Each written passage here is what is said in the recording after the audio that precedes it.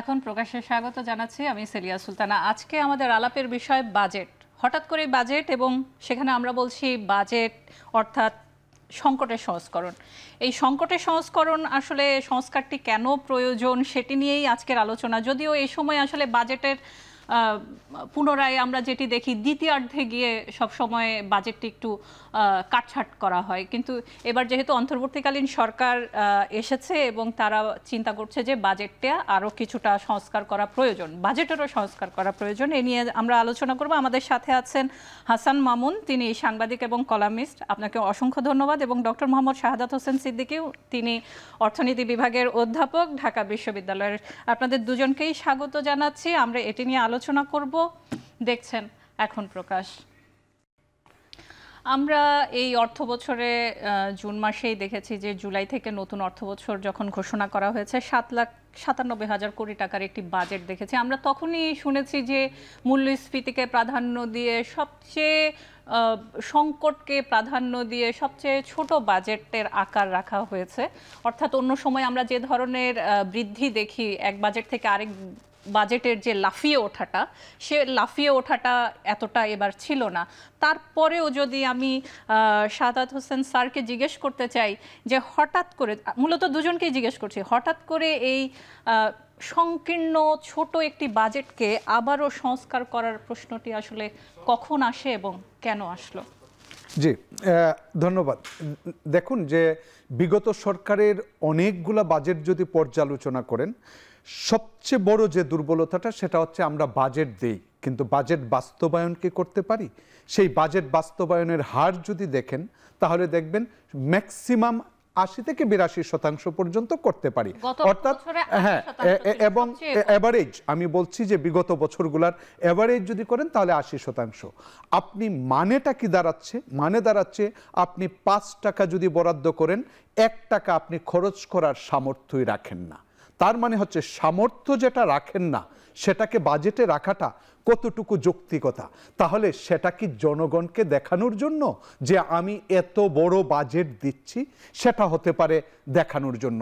এখন প্রশ্ন হচ্ছে ৫ টাকায় যদি ১ টাকা আপনি বাদ দিতে পারেন তাহলে ৭ টাকা ৯৭ পয়সায় কত টাকা বাদ দিতে পারেন?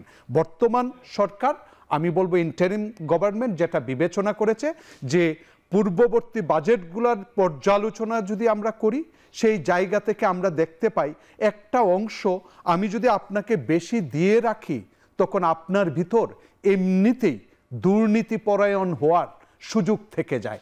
অতএব আপনাকে যদি ১০ টাকার জায়গায় ১০ টাকাই দেই তখন কিন্তু দুর্নীতি করার সুযোগটা কম থাকে।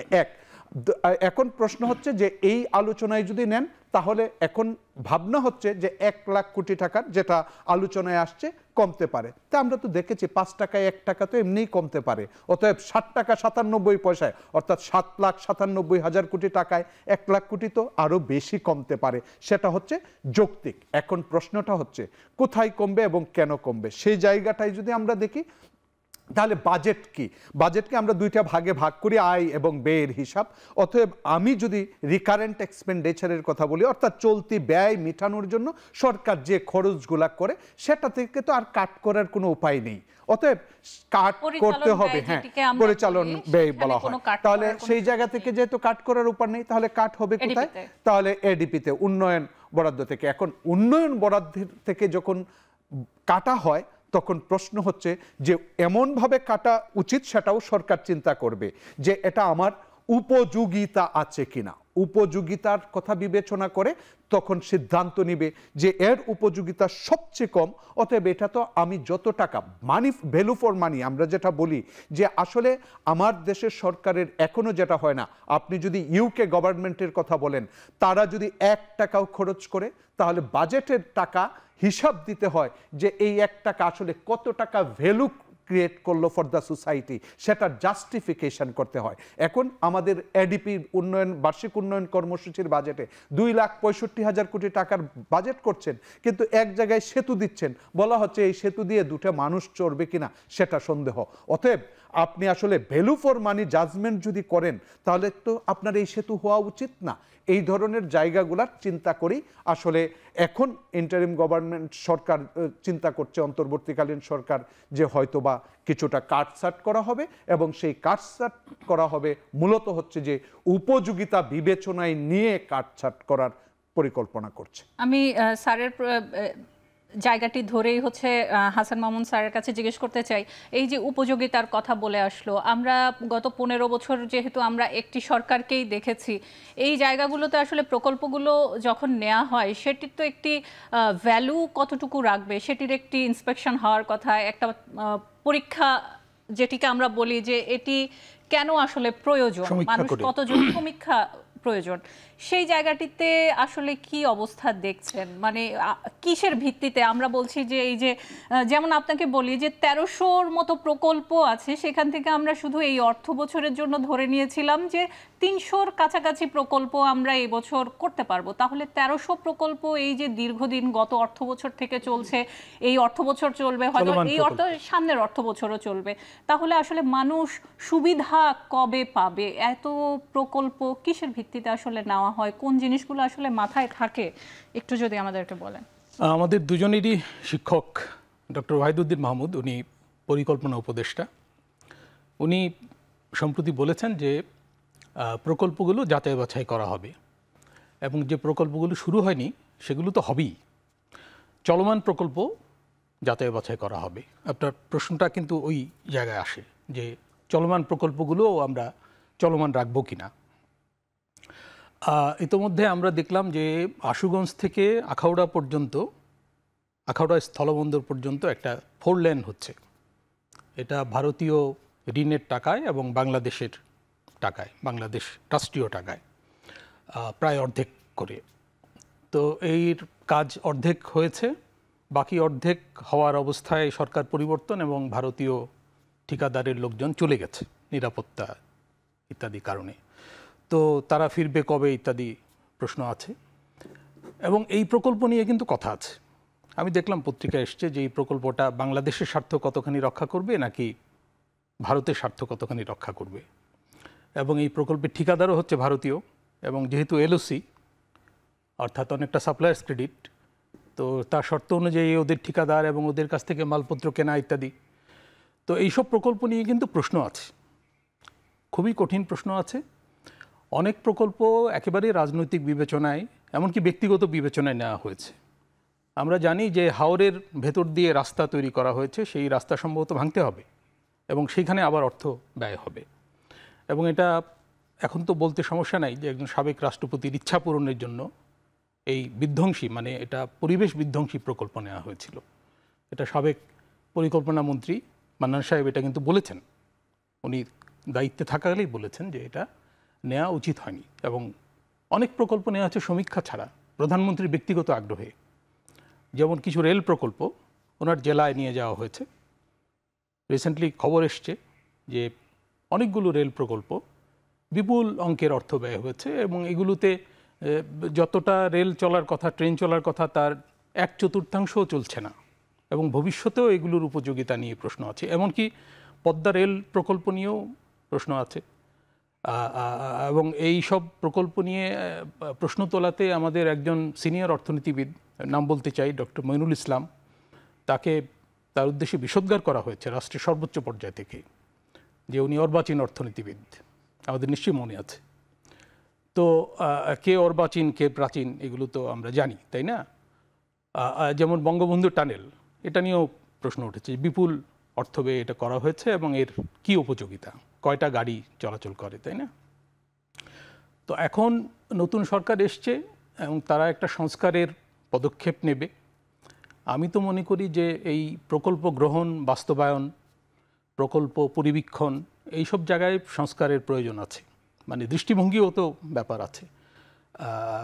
বড় এডিপি নেওয়া এবং শেষে বাস্তবায়ন করতে না পারা, এবং মানে যখন মানে কাজের সুযোগ আসে তখন বেশি অর্থ ছাড় করে কাজ করতে না পারা, যখন কাজের সুযোগ বেশি তখন অর্থ ছাড় না হওয়া, এইসব প্রশ্ন আছে, তাই না? স্যার বললেন যে মানে অর্থ ব্যয়ের সামর্থ্য, যে অর্থটা ব্যয় হয় তার মান নিয়েও তো প্রশ্ন আছে, তাই না? তো পুরো ব্যাপারটাই আসলে প্রশ্নবিদ্ধ এবং আমাদেরকে অবশ্যই মানে খেয়াল রাখতে হবে যে আগামী দিনে যেসব বাজেট আমরা শুনছি যে এই সরকার একটা লম্বা সময়ের জন্য এসছে, এটা 3 মাস 6 মাসের সরকার না, শোনা যাচ্ছে যে এটা 3 বছরের সরকার কমপক্ষে। তার মানে তাদেরকেও বাজেট দিতে হবে, খালি বাজেট সংশোধন না, মানে চলমান বাজেট সংশোধন না, নতুন করে বাজেট দিতে হবে। এবং সুযোগ্য অর্থনীতিবিদরা এখানে আছেন, ডক্টর ওয়াহিদুদ্দিন মাহমুদ আছেন, সালেউদ্দিন সেই জায়গাটিতে দেখা যাচ্ছে যে মানুষের প্রত্যাশা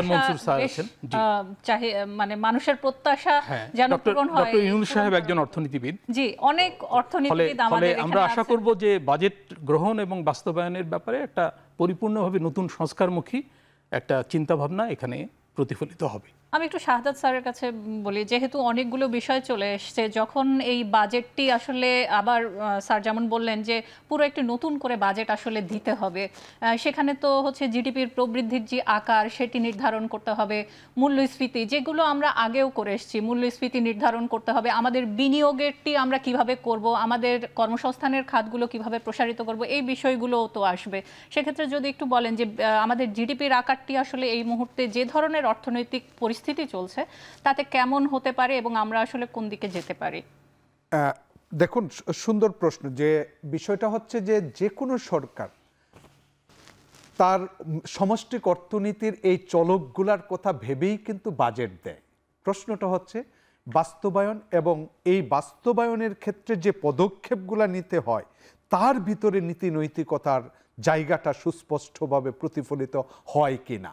যেমন ধরেন, বিগত সরকারের আমলেই কন্ট্রাকশনারি মনিটারি পলিসি নেওয়া হয়েছে এবং বর্তমানেও যেটা চলছে সেটাও কিন্তু সংকুচনমূলক মুদ্রানীতি। কিন্তু আপনি যদি দেখেন সংকুচনের কথা বলে সেটা কি সত্যিকার অর্থেই সংকুচন ছিল কিনা কিংবা প্রসারণ করা হয়েছে কিনা, তাহলেই আপনি বুঝবেন কেন মূল্যস্ফীতিকে কন্ট্রোল করতে পারে নাই। কিন্তু সংকুচনমূলক মুদ্রানীতির কারণ কিন্তু হচ্ছে যে আপনি কেন নিচ্ছেন, কারণ মূল্যস্ফীতিকে নিয়ন্ত্রণ করতে চান, কিন্তু তার বিনিময়ে যদি আপনি প্রিন্ট করে নগদ সরবরাহ বাজারে ছেড়ে দেন তাহলে তো সেটা কাজ করবে না।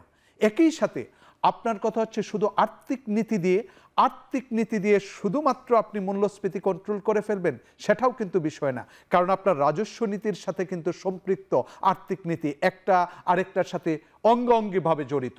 এখন প্রশ্ন হচ্ছে সরকার উচ্চবিলাসী বাজেট দেয়। আমি উচ্চবিলাসী বললাম ইন এ সেন্স আপনি আয় করেন না, কিন্তু ব্যয় করার সময় আপনি পাগলা ঘোড়ার মতো হয়ে যাচ্ছেন।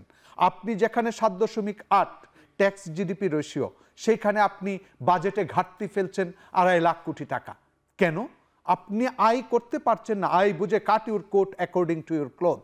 কিন্তু সেটা তো কোনো সরকারই, আমি বলবো যে আমাদের এই বাজেট ঘাটতিটা অতিমাত্রায় হচ্ছে, এবং সেই বাজেট ঘাটতি মেটাতে গিয়ে আমরা কিন্তু প্রিন্টিং মানির উপর নির্ভর করতে হচ্ছে। তো সিনিয়র এজ যখন আমরা প্রিন্ট করতেছি, টাকা ছাপাচ্ছি মানে তো মূল্যস্ফীতিকে কি হচ্ছে, উস্কে দিচ্ছি।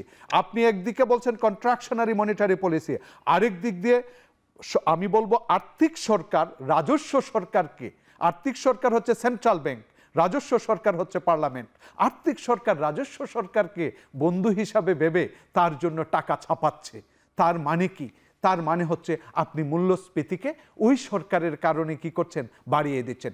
এই জন্যই প্রকৃতপক্ষে হচ্ছে সেন্ট্রাল ব্যাংকের যে পূর্ণ স্বাধীনতা, সেটা কিন্তু খুবই জরুরি একটা দেশে যদি আপনি মনিটারি পলিসির কার্যকারিতা চান। অর্থাৎ সেন্ট্রাল ব্যাংক যেটা বলবে, কারণ বাজার সমষ্টিক অর্থনীতি আপনি নির্ধারণ করবে সেন্ট্রাল ব্যাংক। কিন্তু আমরা আমাদের সেন্ট্রাল ব্যাংকের যে ধরনের চরিত্র দেখে এসেছি গত 2-3 বছর, বিশেষ করে 2-3 বছরের কথা বলছি কারণ এটি খুবই ক্রুশিয়াল টাইম ছিল।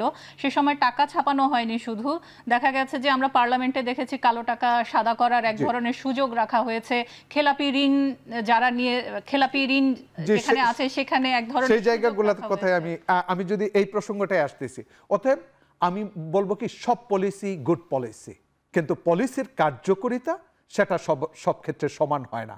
সেই ক্ষেত্রে নির্ভর করে হচ্ছে যে প্রাতিষ্ঠানিক গভর্নেন্স ইস্যু, যেটা আপনি ফোকাস করতে চাচ্ছেন।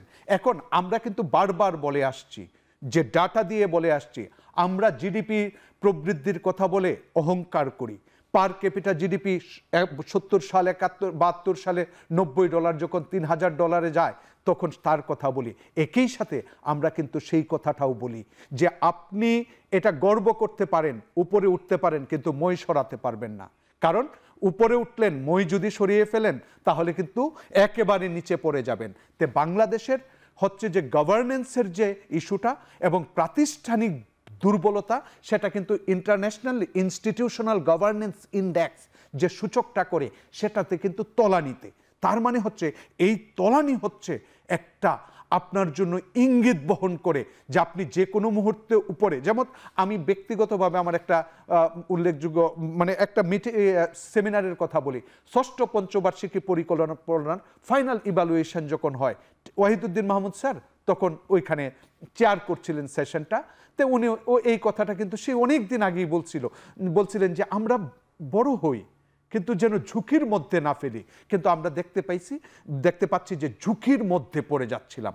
সেই ঝুঁকিটা কিন্তু হচ্ছে এই যে খেলাপি ঋণ, শুধুমাত্র ব্যাংক সেক্টর না।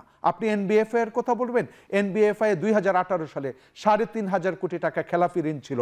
এখন যদি আপনি দেখেন সেটাও 22,000-28,000 কোটি টাকা। তার মানে হচ্ছে ব্যাংক এবং নন ব্যাংক ফিনান্সিয়াল ইনস্টিটিউশনস, তো একটা দেশের আর্থিক প্রতিষ্ঠানের গভর্নেন্স যখন ভেঙে পড়ে, প্রতিষ্ঠানগুলো যখন দুর্বল হয়ে পড়ে, তখন সেই দেশটা যে কত বড় ঝুঁকির মধ্যে। সেই জন্যই কিন্তু এই যে অন্তর্বর্তীকালীন সরকার এসে প্রথমেই প্রেসারে পড়ছেন, সেটা হচ্ছে কিন্তু আমার বৈদেশিক মুদ্রার রিজার্ভ, যেটা 48 থেকে এখন 13, 14, 15-তে চলে আসছে। এখন এটাকেও কিভাবে ঠেকানো যায়? কারণ অন এন অ্যাভারেজ বিগত যদি 14 থেকে 18 মাসের কথাই বলি, আমরা অন এন অ্যাভারেজ 1 বিলিয়নের মতো প্রতি মাসে নিচের দিকে নেমে আসছি। অতএব সেই 1 বিলিয়ন কাভারেজটা কিভাবে দিবে? এবং আমাদের যে জ্বালানি তেল এই বিষয়গুলো রয়েছে তার বকেয়ার পরিমাণটা নিশ্চয়ই দেখেছেন, সেটাও কিন্তু বন্ড দিয়ে টাকা সংগ্রহ করে, কিন্তু ডলার না থাকলে টাকা সংগ্রহ করে তো কোনো লাভ নেই। অর্থাৎ আলটিমেটলি আমাদের ডলার দরকার। আমরা দেখেছি যে এবার জুলাই মাসে যে রেমিটেন্স এসেছে, বাংলাদেশ ব্যাংকের গভর্নর তিনিও কিন্তু বলেছেন যে এখন যে ফ্লোতে রেমিটেন্স আসছে সেটি যদি মার্কেটে রেগুলার আসতে থাকে সেক্ষেত্রে কিছুটা আমদানি রিজার্ভের উপর চাপ কমে এটি মার্কেট বেইজে নিয়ে যাওয়ার একটি পরিকল্পনা আছে। এটির জন্য রেমিটেন্স যেমন খুব জরুরি। আর খেলাপি ঋণের কথা যেহেতু বললেন, সেটি এই মাসে মানে আজকে হচ্ছে আমাদেরকে বাংলাদেশ ব্যাংক জানিয়েছে 2,11,000 কোটি টাকার বেশি হচ্ছে এই মুহূর্তে খেলাপি ঋণ আছে। একটি ছোট্ট বিরতি নিয়ে আমরা আবারও ফিরে আসছি, সাথেই থাকবেন।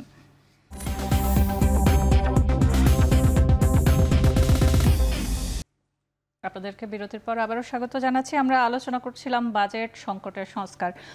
যেহেতু আমাদের কথা শেষ হয়েছিল আর্থিক খাতের একটি ব্যবস্থাপনা নিয়ে, সেখান থেকে যদি শুরু করি, হাসান মামুন স্যারের কাছে জিজ্ঞেস করতে চাই, এবার কিন্তু বাংলাদেশ ব্যাংকের গভর্নর, নতুন গভর্নর কিন্তু প্রথমেই এসে বলেছেন মূল্যস্ফীতিকে টার্গেট করেছেন। শুধু নতুন গভর্নর না, অন্তর্বর্তীকালীন সরকারের অর্থ উপদেষ্টা, পরিকল্পনা কমিশন, পরিকল্পনা উপদেষ্টা প্রত্যেকেই কিন্তু বলেছেন মূল্যস্ফীতি। এবং আমরা জানি যে মূল্যস্ফীতি গত 3 থেকে 4 বছর থেকে আমাদের বাজেট অথবা মুদ্রানীতি সবকিছুর মধ্যেই খুব ওতপ্রোতভাবে আমরা দেখছি ফোকাস করা হচ্ছে, কিন্তু আমরা আসলে টাচ করতে পারছি না।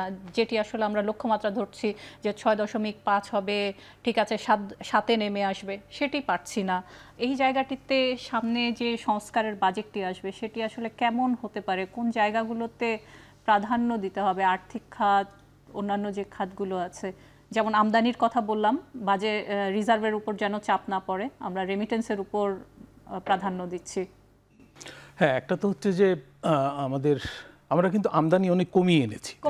গত সরকারও আমদানি অনেক কমিয়ে এনেছিল এবং এটা নিয়েও প্রশ্ন ছিল যে এত আমদানি কমানো এর এফেক্ট কি হচ্ছে, মানে কোথায় আমদানি কমছে। মূলধনী যন্ত্রপাতি এবং কাঁচামাল আমদানি যদি কমে যায়, কমে গিয়েছিল গত অর্থ বছরে, এর আগের অর্থ বছরে অব্যাহতভাবে কম ছিল। কমিয়ে আমরা রিজার্ভটাকে ঠিক রাখার চেষ্টা করছিলাম, তাই না? তো এর প্রভাব পড়ছিল শিল্পে, বাণিজ্যে, এবং এর প্রভাব হচ্ছে প্রবৃদ্ধিতে। এবং একটা কথা বলা দরকার, এখানে আসেনি কথাটা, সেটা হচ্ছে আমরা কিন্তু প্রবৃদ্ধি, মূল্যস্ফীতি, রপ্তানি আয়, এই তথ্যগুলোকে আমরা বিকৃত করছিলাম। আমরা মানে বিগত সরকারের আমলে প্রাতিষ্ঠানিক দুর্নীতির মাধ্যমে এগুলো করা হচ্ছিল। এখানে বিবিএস এর কথা বলবো। বিবিএসটাকে সংস্কার করা প্রয়োজন আপাদমস্তক, এবং এটাকে স্বাধীন করা দরকার। শুধু কেন্দ্রীয় ব্যাংকের স্বাধীনতা যথেষ্ট না, আমাদের অনেকগুলো প্রতিষ্ঠানের স্বাধীনতা লাগবে। এনবিআর এর স্বাধীনতা লাগবে, আমাদের বিবিএসকে রিফর্ম করতে হবে, পুলিশ রিফর্মের মতোই এগুলোও রিফর্ম করতে হবে, খালি পুলিশ রিফর্ম করলে হবে না। কারণ এইসব প্রতিষ্ঠানকে দিয়ে এক ধরনের অপরাধমূলক কাজ করানো হয়েছে আমি মনে করি। রপ্তানি তথ্য নিয়ে যে কাণ্ডটা হয়েছে এটা কিন্তু সাংঘাতিক অপরাধ, এটা শাস্তি হওয়া উচিত ছিল। এবং আমি দাবি করব এই অনুষ্ঠান থেকে যে এই সরকার যেন এর জন্য যারা দায়ী তাদেরকে সর্বনিম্ন পর্যায় পর্যন্ত এদেরকে যেন পানিশ করে। এটা অনেকটা এটা করা ডাটা দরকার। টেম্পারিং এর মতো। কারণ এর ফলে কিন্তু আমাদের সমস্ত তথ্য উপাত্ত কিন্তু এলোমেলো হয়ে গেছে এবং এর ভিত্তিতে যে বাজেট প্রণয়ন এগুলো প্রশ্নবিদ্ধ হয়ে গেছে, তাই না? তো ফলে এই বাজেট বাস্তবায়ন হবে কিভাবে, কারণ এর তো তথ্যগত ভিত্তি ঠিক নাই। যাই হোক, আমি মূল জায়গাটা আসি। একটা হচ্ছে যে সাদাত ভাই বলছিলেন যে বাংলাদেশ ব্যাংকের মানে ফ্রিডম, তো ফ্রিডম এটা চর্চা করেও দেখাতে হয়। আমরা দেখছি যে ডক্টর হাসান মনসুর উনি কিন্তু চেষ্টা করছেন, শুরু করছেন। আমি ওনার বক্তব্যগুলো ফলো করি, উনি বলছেন যেভাবে কথা বলছেন তাকে একজন গভর্নরের মতো মনে হচ্ছে। যেমন উনি বলছেন যে বন্যা পরিস্থিতি, এতে আমন ফসলের কি ক্ষতি হতে পারে, হ্যাঁ, এতে চাল আমদানি লাগতে পারে, লাগলে কি হবে, চালের দাম আন্তর্জাতিক বাজারে কেমন, এটা এখনো বেশি, একটু কমবে বলে মনে হয় না। ভারতীয় অঞ্চলে, অন্যান্য অঞ্চলে রাইস প্রডিউসিং যারা তারা কতখানি চাল প্রডিউস করবে, মানে উনি একটা বিশ্বমুখী চিন্তাভাবনার মধ্যে আছেন। আমরা কিন্তু এরকম গভর্নর পাইনি। এবং এখানে আমরা উল্লেখ করতে চাই যে আমাদের দুইজন গভর্নর কিন্তু পলাতক এখন। এটা জাতি হিসেবে খুবই লজ্জাজনক, তাই না? মানে তাদের অপরাধমূলক কর্মকাণ্ড ছিল। বাংলাদেশ ব্যাংককে রাতে জাগিয়ে রেখে একটি বেসরকারি খাতের সেরা ব্যাংকে দখল করা হয়েছিল এবং দখল করে এটাকে নষ্ট করা হয়েছে, ধ্বংস করা হয়েছে, তাই না? তো এগুলো আমরা জানি। এই অবস্থায় বাংলাদেশ ব্যাংকের স্বাধীনতা লাগবে এবং এর স্বাধীনতার একটা বড় ইন্ডিকেটর হচ্ছে এই যে সরকার যদি বলে যে আমাকে টাকা ছাপিয়ে দাও, বাংলাদেশ ব্যাংক বলতে পারে যে না, তোমাকে আমি টাকা ছাপিয়ে দেব না, তাকে রিফিউজ করতে পারে। এটা হচ্ছে একটা বড়, স্যার আমার সঙ্গে একমত হবেন, এটা হচ্ছে একটা বড় ইন্ডিকেটর যে আমি যে মনিটারি পলিসি অ্যাপ্লাই করছি সেখানে টাকা ছাপিয়ে দেওয়ার কোনো অপশন নাই। এবং টাকা ছাপিয়ে দিতে পারি আমি ব্যাংকে যদি ব্যাংক এটা লোনে দেয়।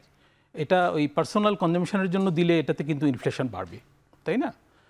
তো এই ব্যাপারগুলো অবশ্যই আমি আশা করব ডক্টর হাসান মনসুর উনি যখন উনি যখন চেয়ারের এই পাশে ছিলেন, টেবিলের এই পাশে, অর্থাৎ উনি যখন পেশাদার অর্থনীতিবিদ ছিলেন, ওনার বক্তব্য আমরা ফলো করেছি, তাই না? উনি ক্রলিং পেগ নিয়ে কথা বলেছেন, উনি অনেক কিছু নিয়ে কথা বলেছেন, তাই তো তার কাছে আমরা আশা করব যে টেবিলের এই পাশে এসেও উনি এগুলোর ব্যাপারে একটু সতর্ক থাকবেন এবং গভর্নরের মতো আচরণ করবেন। আমরা একজন ভালো গভর্নর দেখতে চাই এবং আমরা দেখতে চাই যে অর্থনৈতিক ব্যবস্থাপনায় এটা যেন দৃষ্টান্ত হয়ে থাকে। হ্যাঁ, আমি বলছিলাম যে আমাদের এই উপদেষ্টা পরিষদে বেশ কয়েকজন বড় অর্থনীতিবিদ আছেন, একজন ফিলোসফার অর্থনীতিবিদ আছেন, ডক্টর ইউনূস নিজে একজন ফিলোসফার অর্থনীতিবিদ। আমরা দেখতে চাবো যে সরকারটা যদি দীর্ঘস্থায়ী হয়, তারা যেন নতুন দৃষ্টিকোণ থেকে স্বচ্ছতার সঙ্গে এবং প্রাতিষ্ঠানিক সংস্কার করে বাজেট প্রণয়ন এবং বাস্তবায়নে এগিয়ে আসে। তাতে যদি আমাদের প্রবৃদ্ধি একটু কমও হয়, আমাদের মূল্যস্ফীতি যেন কিছুটা নিয়ন্ত্রণে আসে, এটা কিন্তু এখনকার বড় লক্ষ্য। আমি এখানে একটু বলতে চাই যে শ্রীলঙ্কার এখনকার মূল্যস্ফীতি কিন্তু 0.5% দেখলাম। এটা কোথায় ছিল? এটা 70% ছিল, তাই না? তো এই কিছুদিনের মধ্যে তারা কিন্তু মূল্যস্ফীতি কমিয়ে এনেছে। আমরা কিন্তু এটা শুনেছি যে আমরা পারিনি, আমরা দীর্ঘদিন 2 বছরে আমরা মূল্যস্ফীতি কমাতে পারিনি এবং সর্বশেষ হিসাবে বোধহয় খাদ্যপণ্যের মূল্যস্ফীতি প্রায় 15%, এবং সাধারণ মূল্যস্ফীতি, গড় মূল্যস্ফীতি এত হয়নি। এটা তো অবিশ্বাস্য এবং এই মূল্যস্ফীতির হিসাব নিয়েও প্রশ্ন আছে, এটা ম্যানিপুলেটেড, তাই না? সমস্ত কিছু নিয়ে আমাদের প্রশ্ন, মানে প্রশ্নবিদ্ধ সমস্ত কিছু, মানে যেটিকে আমরা বললাম যে ডাটা টেম্পারিং করে হচ্ছে পরিকল্পনা করলে সেটি আসলে কখনোই লক্ষ্যে পৌঁছানোর যে বিষয়টি থাকে সেটি আসলে বলা যেতে পারে যে ইতিবাচক দিকে নিয়ে যায় না। মূল্যস্ফীতিকে সামাল দিতে গেলে তো যে বিষয়টি সবচেয়ে বেশি গুরুত্বপূর্ণ থাকে, আমরা বলে থাকি যে কর্মসংস্থানের নিশ্চয়তা, কর্মসংস্থানের জায়গাটিতে মানুষ তার কাজ করতে পারলে সে কোনো না কোনোভাবে ওই বিষয়টি, এক্ষেত্রে যেহেতু নতুন বাজেটের কথা আমরা ভাবছি, আমাদের এই জায়গায় আমরা দেখছি যে যেটি হচ্ছে ক্রেডিট গ্রোথ রেট, সেটি কিন্তু আমাদের খুব বেশি ভালো যে বলা যাবে গত 3-4 বছরে, সেটি কিন্তু খুব ভালো অবস্থানে নেই। ক্রেডিট গ্রোথ রেটের সাথে যদিও আবার এই আর্থিক খাতটি জড়িত, আবার ক্রেডিট গ্রোথ রেট যদি আমরা বাড়াতে না পারি, ব্যবসায়ীরা যদি টাকা না পান, সেটি কিন্তু প্রবৃদ্ধিতেও, বাজেটেও, সব কিছুর মধ্যেই প্রভাব পড়ে। কারণ হচ্ছে রপ্তানির বিষয়টি কিন্তু আমাদের রিজার্ভের জন্য খুবই গুরুত্বপূর্ণ এবং আমাদের বৈদেশিক যে আয়গুলো আছে সেটার জন্য গুরুত্বপূর্ণ। একটু আমাদেরকে বলবেন যে আমরা আসলে এই কর্মসংস্থান খুবই ক্রুশিয়াল একটি সময়ে যাচ্ছে, আমরা বাজেটের সংস্কারের কথা বলছি, কিভাবে আসলে এই কর্মসংস্থানটিকে আমরা টিকিয়ে রাখতে পারি? আমরা অস্থিরতাও দেখতে পাচ্ছি এই মুহূর্তে বিশেষ করে পোশাক খাতে এবং বিভিন্ন খাতগুলোতে। মানুষ আসলে কিভাবে নিশ্চয়তা পাবে তাদের কাজের, তাদের বেতনের, এই জায়গাগুলো? জি, ধন্যবাদ। যে আমরা যদি এমপ্লয়মেন্টকে ফোকাস করি, বিষয়টা হচ্ছে কি যে আমরা সমষ্টিক অর্থনৈতিক ব্যবস্থাপনাটার কথা যখন বলি, তখন দেখেন জিডিপি গ্রোথের কথা আসে, ইনফ্লেশনের কথা আসে, আর এমপ্লয়মেন্টের কথা আসে। তার মানে হচ্ছে এই তিনটে জিনিস, এবং এই তিনটা কিন্তু একটা আরেকটার সাথে খুবই ইন্টার রিলেটেড। এখন প্রশ্ন হচ্ছে যে আমরা কি চাই। ইকোনমিক্সের কথা হচ্ছে আপনি যা চান তার জন্য কিছু হারান, মানে হচ্ছে আপনাকে কিছু হারাতেই হবে কিছু পাওয়ার জন্য। That's the opportunity cost. যেমন আপনি যদি ইনফ্লেশন এবং আনএমপ্লয়মেন্টের মধ্যে সম্পর্ক দেখেন, ঋণাত্মক একটা সম্পর্ক, অতএব একটা বাড়লে আরেকটা কমাতে হবে, অতএব সেই ট্রেড অফ কিন্তু এইখানেও আছে। যেমন প্রথম প্রশ্ন হচ্ছে যে আমাদের এই মুহূর্তে চ্যালেঞ্জ কি? আমাদের এই মুহূর্তে চ্যালেঞ্জ হচ্ছে মূল্যস্ফীতিকে সবচেয়ে বেশি চ্যালেঞ্জ মনে করা হচ্ছে, কারণ এটা ডিকেডাল হাই, এবং সেটা ফুডের ক্ষেত্রে, খাদ্যের জন্য যদি বলেন, এটা ভয়ানক।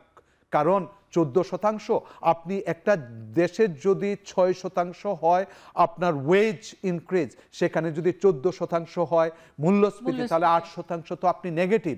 তার মানে আপনি 8% নেগেটিভ হওয়া মানে এই মানুষগুলার কিন্তু তার লাইভলিহুডস নিয়ে একটা বড় ধরনের রিস্কের মধ্যে পড়ে যাচ্ছে। অতএব পভার্টি রিডাকশনের কথা যেটা ভাবছেন, সেটা কিন্তু সেটা সম্ভব হবে না। এখন প্রশ্ন হচ্ছে যে ইনফ্লেশন যদি চ্যালেঞ্জ হয়, তাহলে আপনি মূল্যস্ফীতি কন্ট্রোল করার জন্য কি মেকানিজম? এখন মেকানিজম হতে পারে বাংলাদেশের ক্ষেত্রে যে আপনার গ্রোথকে স্যাক্রিফাইস করতে হবে। এই যে পাচ্ছেন, মূল্যস্ফীতিকে কমাতে চাচ্ছেন, অতএব গ্রোথকে আপনার স্যাক্রিফাইস করতে হবে। এই জন্যই সরকার কি করছে যে পলিসি রেট আপনি দেখছেন 8.5 থেকে 9, এবং আহসান মনসুর স্যার কিন্তু এটাও স্পষ্ট করে বলছেন যে আগামী 2-3 মাসের মধ্যে সেটা কিন্তু 10% কিংবা তারও একটু উপরে যেতে পারে। তার মানে ইঙ্গিত হচ্ছে ভবিষ্যতে আরেকটু ইন্টারেস্ট রেট বাড়া। তো ইন্টারেস্ট রেট বাড়া মানে কি? মানে হচ্ছে কস্ট অফ ডুইং বিজনেস বাড়া। তো কস্ট অফ ডুইং বিজনেস যখন বাড়বে, তখন আপনার তো ক্রেডিট ফ্লো আর থাকবে না যে পরিমাণ এক্সপেক্ট করছেন, ক্রেডিট গ্রোথ তো হবে না। তাহলে ক্রেডিট গ্রোথ না হওয়া মানে কিন্তু বিনিয়োগকে নিরুৎসাহিতকরণ। সুদের হার বাড়ানো মানে হচ্ছে বিনিয়োগ আপনি যে প্রাক্কলন করবেন সেই প্রাক্কলন অনুযায়ী হবে না। আমি একটু প্রশ্ন করতে চাই যে গত 3-4 বছর আমরা যে অবস্থার মধ্যে দিয়ে এসেছি, আমাদের কি প্রতিবারই কিন্তু আমরা ফোকাস করেছি এই প্রবৃদ্ধি, মূল্য অর্জন করতে পারি না। এটি কি এত ক্রুশিয়াল হওয়ার কথা ছিল আজকে 3-4 বছর পরে, যেটি আমরা আমাদের দেশের মানুষ ফেস করছে? সেটাই বলছি, আমাদের কিন্তু বারবার আমরা যারা অর্থনীতি নিয়ে চর্চা করি, ক্রিটিক্যালি দেখি, থার্ড আই, তৃতীয় চক্ষু দিয়ে দেখি, তারা কিন্তু প্রত্যেকটা অ্যানালাইসিস দেখবেন। আহসান মনসুর স্যার যখন ওনার সাথেও আমার অনেকগুলো প্রোগ্রাম করা হয়েছে, আমরা কিন্তু বারবার বলেছি যে আপনি গ্রোথের প্রাক্কলন করেছেন, গ্রোথ প্রাক্কলন হয় নাই। একটা দেশের প্রবৃদ্ধি সাস্টেইনেবল করবেন, ধরে রাখবেন, ধরে রাখতে কখন পারবেন না? আপনি যখন বিনিয়োগ বাড়ছে না, আমরা বলি টোটাল ক্যাপিটাল স্টক কি, একটা দেশের মূলধন কি, এবং তার সাথে আপনার ইনভেস্টমেন্ট কিভাবে যোগ হচ্ছে। তার মানে rate of change in capital stock is the investment, যে কি হারে মূলধন আপনার পরিবর্তন হচ্ছে সেই হারটা।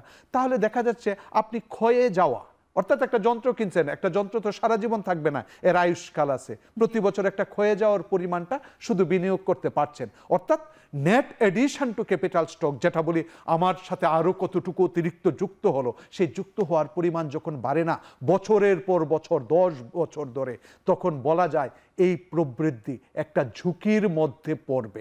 এখন সেই ঝুঁকিটার কথা বলতেছি যে আপনি বিনিয়োগ যখন নিরুৎসাহিত হচ্ছে, আমি যে কথাটা বললাম কস্ট অফ ক্যাপিটাল বেড়ে যাওয়ার কারণে, তখন প্রবৃদ্ধিকে স্যাক্রিফাইস করছেন। এখন প্রবৃদ্ধি যখন স্যাক্রিফাইস হচ্ছে, তখন কিন্তু আপনি স্বীকার করে নিচ্ছেন আমার দেশের এমপ্লয়মেন্ট যেভাবে বাড়ানোর কথা বলছি সেইভাবে বাড়বে না। এখন কথা হচ্ছে তাহলে বিকল্প কি?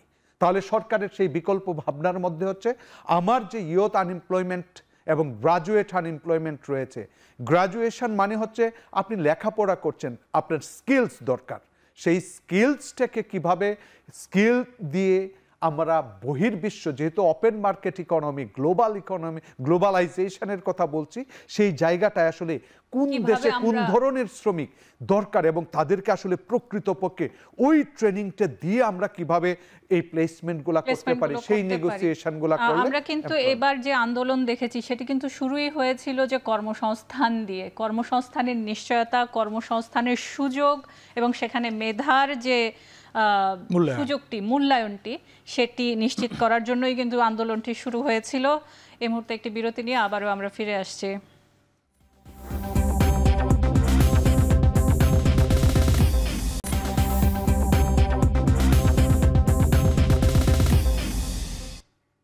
বিরতির পর আবারও ফিরে এলাম। আমরা কথা বলছি বাজেট সংকটের সংস্কার নিয়ে। অনেকগুলো বিষয় আমাদের এখানে কথার মধ্যে গত দুটো পার্টে চলে এসছে। যদি এই পর্যায়ে যদি বলি, যেহেতু আমরা 1 লাখ কোটি টাকার মতো হচ্ছে কমিয়ে নিয়ে আসতে চাই, সেক্ষেত্রে 12% বেশি কমবে এবং উন্নয়ন ব্যয়ই সবচেয়ে, সেক্ষেত্রে কোন জায়গাগুলোতে আসলে প্রাধান্য দেওয়া দরকার? আমরা কিন্তু বিগত সময়ে দেখেছি পরিকল্পনার ক্ষেত্রে বা একনেকে যেসব প্রকল্প নেওয়া হয়েছে, সাফারি পার্ক, এই বিষয়গুলোতে, যেমন হচ্ছে কিছুদিন আগে আমরা যেটা দেখলাম বাফুফের যে টেকনিক্যাল সেন্টার করা হবে সেটি রামুতে করা হবে। এই ধরনের বেশ কিছু জিনিস যেগুলো এখন হয়তো সামনে আসছে। আমরা দেখেছি দৃষ্টিনন্দন ভবন করা হবে, বিশেষ করে হচ্ছে আইটেক পার্কগুলো যেখানে করা হয়েছে, যেই প্রকল্পগুলো নেওয়া হয়েছে সেগুলো বেশিরভাগ ক্ষেত্রেই কর্মসংস্থানের কথা যেহেতু আমাকে বললেন, যেটি দিয়ে শেষ হলো, সেই জায়গাগুলো কিন্তু আমরা কাজে লাগাতে পারিনি। সেখানে থেকে সাউন্ড যেটিকে বলে, সেই সাউন্ডটা কিন্তু খুব কম। মানুষ যেভাবে সুবিধাগুলো পাওয়ার কথা ছিল সেই সুবিধাগুলো পাচ্ছে না। তো কর্মসংস্থানের ক্ষেত্রে অনেক অবকাঠামো হয়েছে, কিন্তু আমরা মানব সম্পদ উন্নয়নের ক্ষেত্রে কি বাজেটগুলোকে কাজে লাগাতে পারছি কিনা, বা কিভাবে আমরা এই সামনের বছর, যেহেতু আমরা খুব একটা আগেই বলেছি ক্রুশিয়াল একটি টাইমের মধ্যে দিয়ে আমরা যাচ্ছি, সেক্ষেত্রে কেমন হওয়া প্রয়োজন এই প্রকল্প সিলেকশনের ক্ষেত্রে? হ্যাঁ, সাদাত ভাই তো বললেন যে আমরা যদি কোয়ালিটি ম্যান পাওয়ার তৈরি করতে পারি এবং কাজে লাগাতে পারি দেশে কিংবা বিদেশে, দেশেও কিন্তু কাজে লাগানোর স্কোপ আছে, তাই না? আমাদের বাইরে থেকে ম্যান পাওয়ার আনতে হচ্ছে।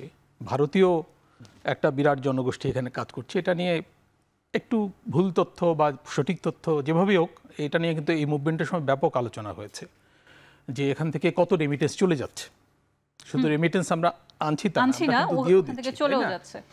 তো এই জায়গাগুলো ফিল আপ করার প্রয়োজন আছে এবং শিক্ষা ব্যবস্থাকে উৎপাদনমুখী কর্মকাণ্ডের সঙ্গে সম্পৃক্ত করার, স্কিল গ্যাপ নিয়ে কাজ করার অনেক অবকাশ আছে। এ নিয়ে গবেষণা হয়েছে, কিন্তু সে অনুযায়ী কাজকর্ম আমাদের দেশে কিন্তু খুবই কম, তাই না? আচ্ছা, আমরা যদি কাগজে কলমে কাজ করে টেবিলে বসে এইরকম ম্যান পাওয়ার তৈরি করতে পারি, তাহলে আমাদের রেমিটেন্স কিন্তু আমরা দ্রুত বাড়াতে পারবো। হ্যাঁ, তো সেটা রাতারাতি হবে না, এটা হয়তো কয়েক বছর লাগবে। আমরা যদি টেকনিক্যাল এডুকেশনে মনোযোগ দিই, যাদের উচ্চতর সাধারণ পড়াশোনার প্রয়োজন নাই, তাদেরকে যদি আমরা এইভাবে গড়ে তুলতে পারি এবং বাইরে পাঠাতে পারি, তাহলে আমরা কিন্তু এখন রেমিটেন্স যেভাবে আসছে, এই সরকারের সময় কিন্তু রেমিটেন্স পাঠানোর একটা উৎসব শুরু হয়েছে। আমরা এটা লক্ষ্য করেছি গত মাসে, তাই না? এটা অব্যাহত থাকবে আশা করা যায়। এটা শাটডাউনের কথা হচ্ছিল আন্দোলনের সময়, এটা এখন উল্টো, যে যত রেমিটেন্স পারা যায় পাঠানো। এবং রেমিটেন্সের আছে যেহেতু আমরা ডলারের দামটি এখন, হ্যাঁ, ডলারের দামটাও ট্রোলিং পেগ অনুযায়ী ডলারের দাম বেড়েছে, এখন বোধহয় 20 পর্যন্ত, সঙ্গে আরও ইনসেন্টিভ দেওয়া হচ্ছে, তাই না? 2.5%। তো ডলারে পাওয়া যাচ্ছে এবং ডলারের এই রেটের সঙ্গে মার্কেট, মানে ওপেন মার্কেট যে রেটটা, সেটার তফাৎ কমে এসছে। সেটাই হওয়া উচিত। সিঙ্গেল রেটে আমরা আসার চেষ্টা করব অবশ্যই, সেটাই হচ্ছে উদ্দেশ্য। তো রেমিটেন্স বেশি করে যদি আসে এবং রেমিটেন্স এর ভিত্তিতে আমরা যদি রিজার্ভটা রক্ষা করতে পারি, এখন রিজার্ভ থেকে কোনো পয়সা করি দেওয়া হচ্ছে না, গভর্নর সাহেব বলেছেন, একটা টাকা ডলারও ছাড়া হচ্ছে না। এটা ভালো পলিসি, বরঞ্চ কিছু যোগ করার চেষ্টা আছে। আর আমাদের যেসব ইম্পোর্ট বিলগুলো আটকে আছে, আমরা পে করতে পারিনি, জরুরি কিছু পণ্য আছে, যেমন জ্বালানি তেল, গ্যাস, এলপি গ্যাস, তারপরে হচ্ছে বিদ্যুৎ খাতের, এবং সার। সামনে আমাদের চলছে আমন মৌসুম, সামনে বড় মৌসুম, সারের খুব প্রয়োজন হবে, সারের প্রয়োজন আছে এবং বীজেরও প্রয়োজন হবে। বীজেরও প্রয়োজন। অনেক আমদানি করতে হবে, আমাদের সার কারখানাগুলো সচল রাখতে হবে, সেজন্য গ্যাস সাপ্লাই কিন্তু খেয়াল দিতে হবে, এবং আমাদের কলকারখানাগুলোতেও গ্যাসের সরবরাহ যাতে থাকে, বিদ্যুৎ কেন্দ্রে গ্যাসের সরবরাহ থাকে, এসব দিকে অবশ্যই মনোযোগ দিতে হবে। এবং অর্থনীতিকে কিন্তু সচল রাখতে হবে। আমাদের অর্থনীতি একটু স্লো ডাউন করেছে, তাই না? আন্দোলনের কারণে স্লো ডাউন করেছে। আমরা লক্ষ্য করব যে আশুলিয়া, সাভার এবং ধামরাই, এই গাজীপুর, এই বেল্টে যেখানে আমাদের শিল্পগুলো কেন্দ্রীভূত হয়েছে, শুধু গার্মেন্টস না, এখানে আমাদের ওষুধ শিল্প কেন্দ্রীভূত হয়েছে, এখানে আমাদের ফুড প্রসেসিং ইন্ডাস্ট্রিগুলো কেন্দ্রীভূত হয়েছে, এবং সবখানে কিন্তু একটা আনরেস্ট শুরু হয়েছে, একটা অস্থিরতা শুরু হয়েছে, এবং সেনাবাহিনী ডিপ্লয় করতে হচ্ছে। আমরা জানি যে পুলিশ সেভাবে কাজ করছে না, শিল্প পুলিশ সেভাবে কাজ করছে না, সেনাবাহিনীকে নামাতে হচ্ছে। এটা একটা জরুরি পরিস্থিতির মতো।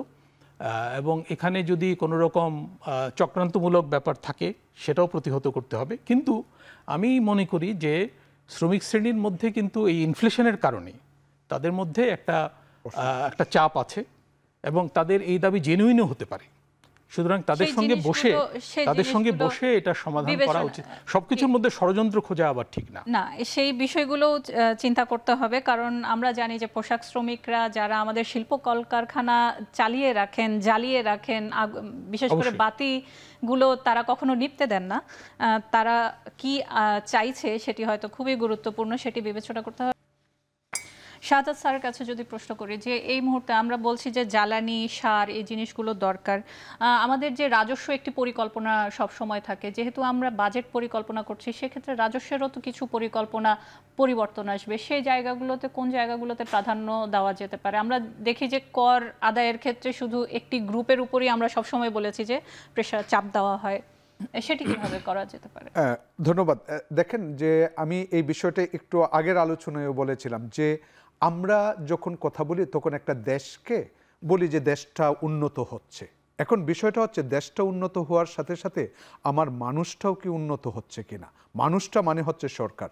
তে সরকার তার আর্থিক সক্ষমতাটা তার সাথে তাল মিলিয়ে যদি উন্নত হতে না পারে, তখন সেই সরকার কিন্তু দুর্বল থাকে। সেই সরকার কিন্তু তখন ওই যে ট্রান্সপারেন্সির এই অভাবগুলা তৈরি করে। কি জন্য?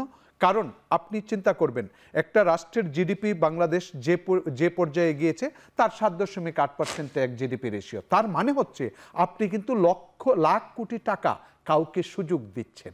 আপনি কাউকে সুযোগ দিচ্ছেন মানেই হচ্ছে কিন্তু আপনি দুর্নীতিপরায়ণ, আবার যিনি সুযোগ নিচ্ছেন সেও কিন্তু দুর্নীতিপরায়ণ। অর্থাৎ দুর্নীতিকে উৎসাহিত করার একটা প্রক্রিয়াই হচ্ছে আপনি একটা ফিগার দেখেই বলতে পারবেন যে জিডিপির figure these are corrupted country.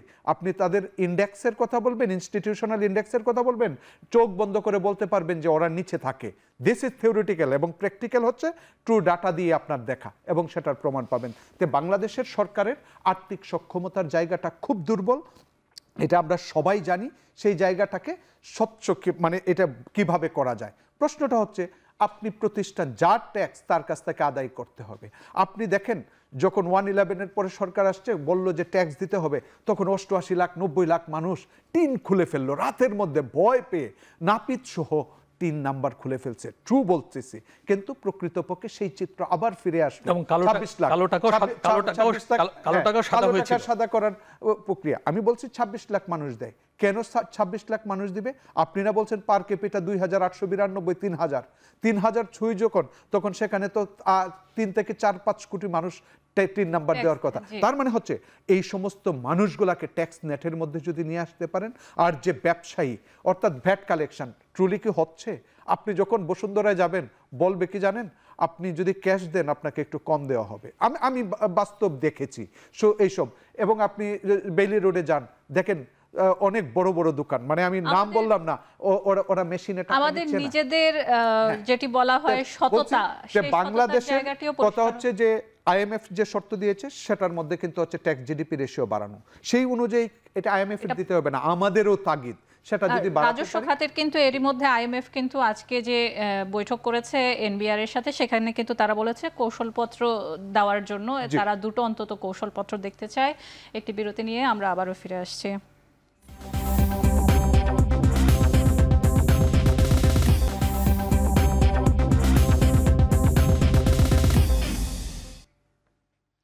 মানুষ একটি কল্যাণমুখী বাজেট দেখতে চায়, সেই জায়গায় দুজনের কাছে আমার প্রশ্ন থাকবে, সেই জায়গায় সবার আগে কাদের সুরক্ষার কথা ভাবতে হবে? যদি প্রথমেই মামুন স্যারকে জিজ্ঞেস করি। একটা হচ্ছে যে আমাদের কর্মসংস্থান পরিস্থিতি তো ভালো না, আমরা জানি, এবং এটা একটা অস্থিরতাও বিরাজ করছে। কর্মসংস্থানে যথাসম্ভব মনোযোগ দিতে হবে, যাতে অন্তত অবনতি না হয়। উন্নতি হয়তো হবে না, অবনতি যাতে না হয়, এক। 2 নম্বর হচ্ছে বিদেশে কর্মী প্রেরণটা স্বাভাবিক যেন থাকে। আমাদের একটা সুখবর আছে যে 57 জন অ্যারেস্ট হয়েছিল ইয়েতে, তারা বোধহয় মুক্তি পেয়েছে, রাষ্ট্রীয় উদ্যোগে তারা ক্ষমা পেয়েছে। তারা একটা আন্দোলনে সমর্থন জানিয়ে এই দুর্বিপাকে পড়েছিল, তাই না?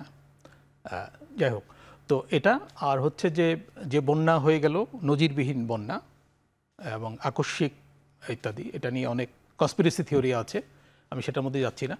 তো এখানে কিন্তু আমাদেরকে অ্যাড্রেস করতে হবে এটা। হ্যাঁ, মানে ফসল হয়তো সেভাবে ক্ষতিগ্রস্ত হয়নি, ঘরবাড়ি ইত্যাদি কিন্তু ক্ষতিগ্রস্ত হয়েছে। কতগুলো খাত সাংঘাতিকভাবে, যেমন পোলট্রি, তারপর ডেইরি ক্ষতিগ্রস্ত হয়েছে, খুবই ফিশারি ক্ষতিগ্রস্ত হয়েছে। এগুলো দেখতে হবে। আর হচ্ছে খাদ্য নিরাপত্তার দিকে মনোযোগটা রাখতে হবে। আমাদের চাল উৎপাদন এটা ঠিকঠাক যাতে থাকে, না হলে ইম্পোর্ট করতে হবে। সামনের মৌসুমটি কিন্তু খুবই গুরুত্বপূর্ণ। আমাদের রিসেন্টলি দেখছি যে কিছু পণ্যে কর শুল্ক কমিয়ে পেঁয়াজ ইত্যাদি, তাই না? আলুর দামটা অনেকদিন থেকে বেশি, আলুর কিন্তু খাদ্য নিরাপত্তার অংশ। শিক্ষা এসব ব্যাপারে একটু মনোযোগ লাগবে। যেটি আপনি বলছিলেন, তার বাইরে যদি শিক্ষা, স্বাস্থ্য খাত, এই জায়গাগুলো আমরা যদি একটু দেখি। দেখেন, আপনার যে প্রশ্নটা সেটার আলোকেই বলি। আসলে প্রথমে হচ্ছে যে দেশটাকে ধরে রাখতে হবে। সেই ধরে রাখার জন্য আমি বলবো রেমিটেন্সটাকে বাড়াতেই হবে। উৎপাদন সেক্টর যেন কোনো ক্রমেই হ্যাম্পার না হয়, অর্থাৎ বিশেষ করে আমাদের এক্সপোর্ট ওরিয়েন্টেড জায়গাগুলো, এই জায়গাগুলো যদি ঠিক রাখতে পারেন, তাহলে সরকার যে সংকোচনের কথা ভাবছে বাজেটে, ঠিক একই সাথে যদি তার ট্যাক্স কালেকশনটার প্রসারণের কথা ভাবে, তখন কিন্তু কল্যাণের জন্য যেটা প্রায়োরিটি সেট করবে সেটাই করা সম্ভব। কৃষি এবং এসএমই নিয়ে কি বলবেন? কারণ আমরা সবসময় দেখছি এরা পিছিয়ে থাকে। আরেকটা হচ্ছে যে আমাদের কিন্তু বৈদেশিক সাহায্য লাগবে। বৈদেশিক সাহায্যের একটা উদ্যোগ আছে, জোরালো উদ্যোগ আছে, তাই না? IMF এর কাছ থেকে বোধহয় $3 বিলিয়ন চাওয়া হচ্ছে। এবার আরেকটু বাড়ানোর কথা বলা হচ্ছে। তো এবার এটা পাওয়া গিয়েছিল, গত কিস্তিতে কিন্তু বেশি পাওয়া গিয়েছিল, 4.7 ছিল, এটাকে 8-এ নিয়ে যাওয়ার পরিকল্পনা। এটা সম্ভব, কারণ পাকিস্তান পেয়েছে। পাকিস্তানের চেয়ে আমাদের অবস্থা নিশ্চয়ই অনেক বেটার, তাই না? আমাদের ইন্ডিকেটরগুলো অনেক বেটার পাকিস্তানের চেয়ে। এবং মার্কিন যুক্তরাষ্ট্র থেকে একটা বড় প্রতিনিধি দল আসবে এই মাসের মধ্যভাগে, এবং তারা অর্থনৈতিক সহযোগিতা নিয়েও আলোচনা করতে আসছে। এবং আমার মনে হয় যে সেখান থেকেও আমরা অনেক উপকৃত হব। মানে আমরা কিছু বাজেট সাপোর্ট পেতে পারি, অর্থাৎ কিছু ফ্রি, মানে খোলা লোন পেতে পারি, যেগুলো আমরা অন্য যে কোনো কাজে ব্যবহার করতে পারবো। মানে সরকারের অর্থনৈতিক ব্যবস্থাপনায় একটু রিল্যাক্সড ওয়েতে কাজ করার সুযোগ তৈরি যাতে হয়, সেই প্রত্যাশাটা ব্যক্ত করব। হ্যাঁ, সেই জায়গাটি অবশ্য আমরা দেখছি যে দাতা সংস্থাগুলোর সাথে কিন্তু, এবং বিভিন্ন দেশের সাথে, যাদের সাথে আমাদের সবচেয়ে বেশি এক্সপোর্ট আমরা ওরিয়েন্টেড যেসব দেশগুলোকে আমরা টার্গেট করে থাকি, তাদের সাথে সরকার আলোচনায় বসছে। অন্তর্বর্তীকালীন সরকার বিভিন্ন হাই কমিশনাররা কথা বলছে। শুধু অর্থ মন্ত্রণালয় না, আমরা দেখছি গভর্নরের সাথেও কিন্তু আলোচনায় বসছে। তার মানে একটি পজিটিভ একটি সময় আমরা আশা করতে পারি। এবং যুক্তরাষ্ট্র সহ, কানাডা সহ, ইউরোপে আমাদের রপ্তানি যাতে ক্ষতিগ্রস্ত না হয় সে ব্যাপারে তাদের কাছ থেকে আমরা সহায়তা, এই বিষয়টি অবশ্যই নিশ্চিত করতে হবে। একটি কল্যাণমুখী রাষ্ট্রের অন্যতম একটি জায়গা হচ্ছে কল্যাণমুখী বাজেট, এবং যেটি মানুষ আসলে চায় এবং মানুষের কল্যাণেই সেটি যেন কাজ করে। আজকের মতো এখানেই শেষ করছি। সবাইকে ধন্যবাদ।